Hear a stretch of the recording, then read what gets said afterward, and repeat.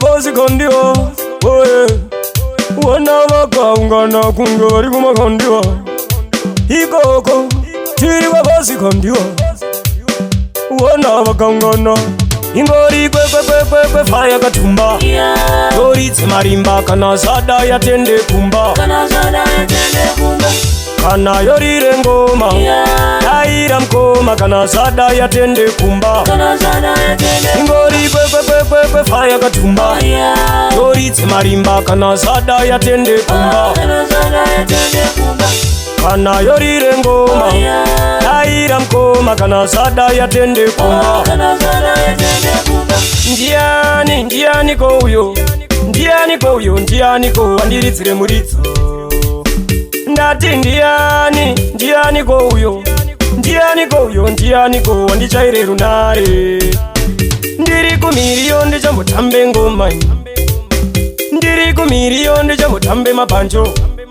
ndati ndiri kumiriyo ndichambotambe magitare ndiri kumiriyo ndisiye ndivare ingori kwekwekwekwekwe faya katumba yoritse marimba kana zada yatende kumba kana yorire ngoma yaira mkoma kana zada yatende kumba ingori kwekwekwekwekwe faya katumba yoritse marimba kana zada yatende kumba kana yorire ngoma yaira mkoma kana zada yatende kumba ndo kuti zvimakuwerere uya unditambire uya pedyo undizembere ndo kuti biya ndikutengere chimonditambire ngoma tambire ngoma tambire ngoma